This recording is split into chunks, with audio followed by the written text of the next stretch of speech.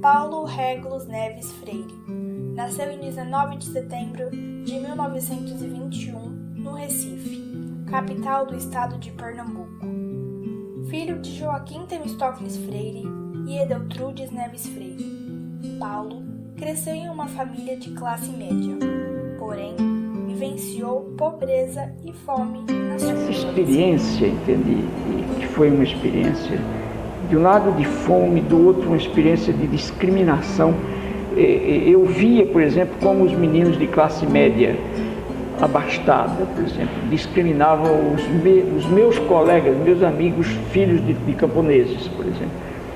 E nos encontrávamos num sítio, por exemplo, num lugar, num espaço, num terreno, em que, mesmo com discriminação, era possível uma convivência, que era exatamente um campo de futebol. Quer dizer, no bate-bola havia uma convivência que escondia as discriminações, mas eu entendia e percebia, talvez percebesse mais do que entendesse, a discriminação e sempre me pus contra.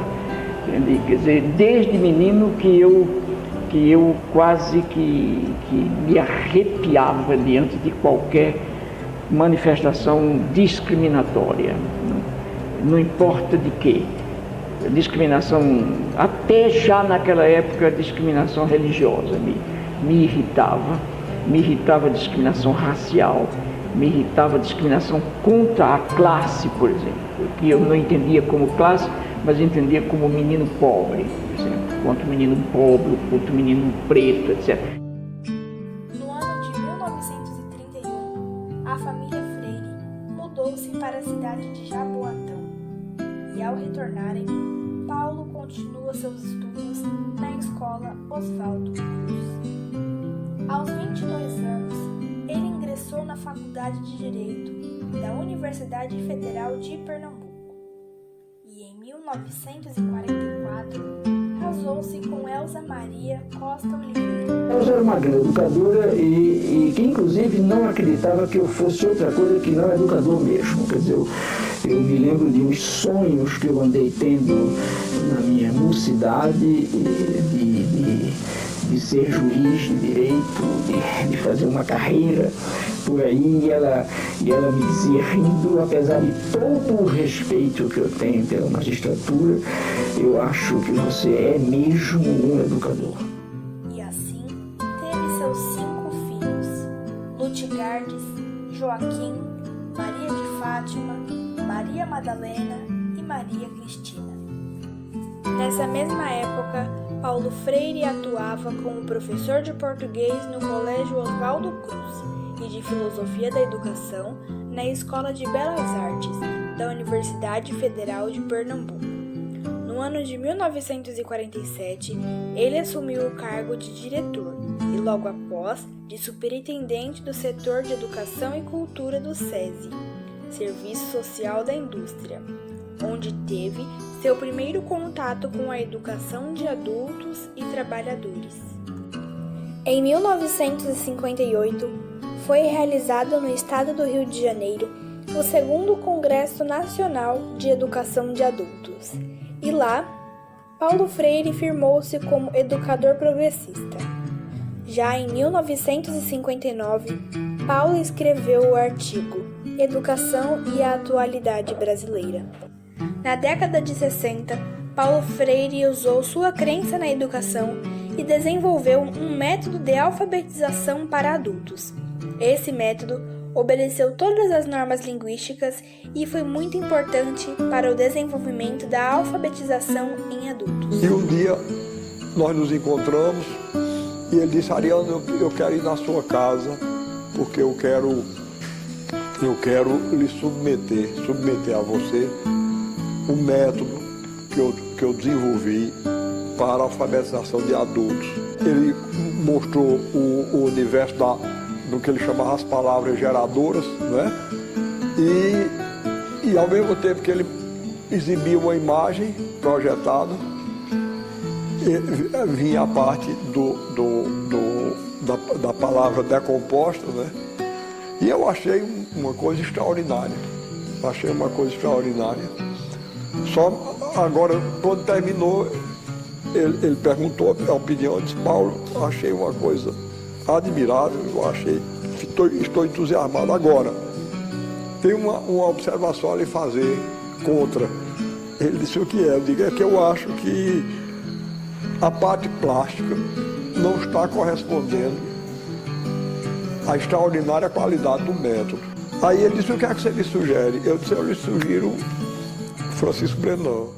O método de Paulo Freire é bem interessante e de fácil aplicação, e é dividido em 3 etapas: investigação, tematização e problematização. Na etapa de investigação, o professor busca no universo vocabular do aluno e da sociedade onde ele vive as palavras e temas centrais de sua biografia. Em Angicos, foram escolhidas uma média de 410 palavras, que foram descobertas através do bate-papo com os futuros aprendizes. Com isso, uma equipe de educadores define quais são as palavras geradores. Na segunda etapa, a de tematização, eles codificam e decodificam esses temas, buscando seu significado social, tomando assim consciência do mundo vivido pelos alunos. É nesse momento que os educadores fazem associação das palavras com alguma situação cotidiana conhecida por todos. E no final, a etapa de problematização. Aluno e professor buscam superar uma primeira visão mágica por uma visão crítica do mundo, partindo para a transformação do contexto vivido. Na verdade, não existem as principais características de suas obras. Paulo Freire criou conceitos, pois ele construiu uma concepção pedagógica que une uma visão humanista relacionada com uma análise crítica da realidade, e é um compromisso incondicional com os mais pobres. Em sua visão, a educação deveria estar voltada à construção de uma sociedade mais justa, democrática e respeitadora.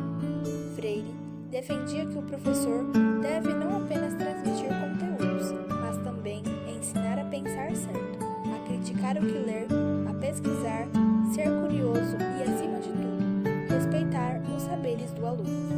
O governador do Rio Grande do Norte também chamou Paulo Freire, interessado em expandir a ideia da alfabetização dos alunos naquele estado. Em 1962, foi o ano que o presidente dos Estados Unidos, John Kennedy, contribuiu com recursos para o projeto de Paulo Freire. Na cidade de Angicos, Freire alfabetizou mais de 300 pessoas em 40 dias, ou seja, tempo recorde, assim tornando seu projeto conhecido por todos.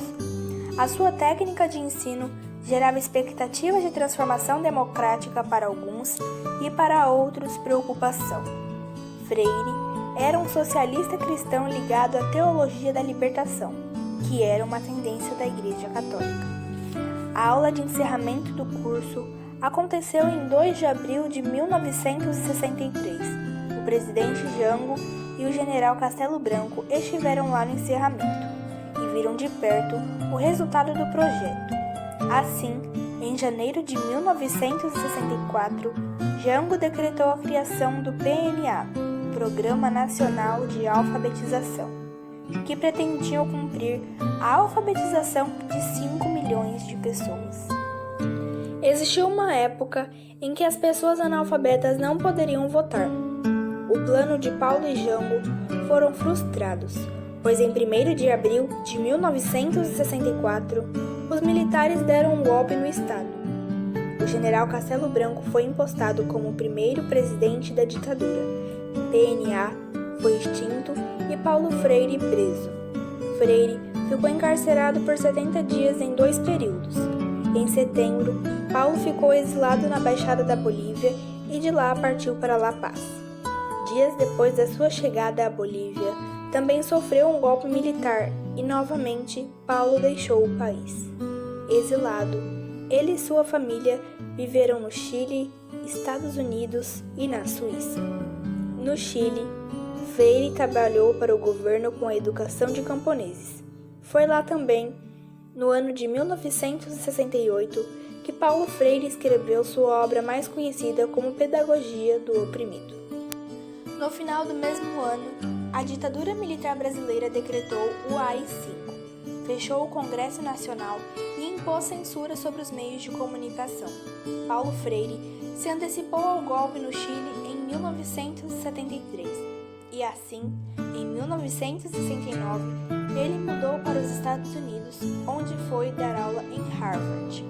Pedagogia do Oprimido foi publicado em 1970, em inglês e espanhol, porém só chegou ao Brasil 4 anos depois, em 1974. Freire foi para Genebra, na Suíça, onde trabalhou por 10 anos como consultor no Conselho Mundial de Igrejas e fez viagens a mais de 30 países. Em 1971, liderou o IDAC, Instituto de Ação Cultural. Por meio do IDAC, desenvolveu programas de alfabetização para os contextos locais. Defendeu o processo de descolonização de alguns países. Em 1975, Freire passou a visitar países como Guiné-Bissau, Cabo Verde, São Tomé e Angola, que haviam recém-declarado a independência de Portugal. No final dos anos 70, marcaram no Brasil a demanda pela democracia e o retorno dos exilados. Com a ajuda de Dom Paulo Evaristo de São Paulo, Freire e sua família voltaram ao Brasil depois de 15 anos de exílio. Após sua volta ao Brasil, Paulo Freire passou a dar aulas em universidades como Unicamp e PUC. Fez parte de organizações da sociedade civil e continuou na produção acadêmica. No ano de 1980, ajudou a fundar o PT. Em 1986, sua esposa Elza Maria veio a falecer. 42 anos a gente viveu fundando uma vida de amor.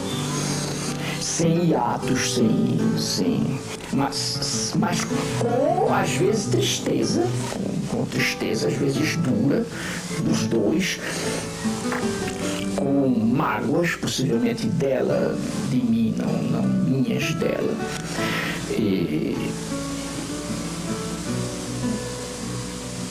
Puxa, eu às vezes até que quase sentia, depois da morte da Elza, certos momentos de culpa, que eu preferi não ter, porque não tinha porquê.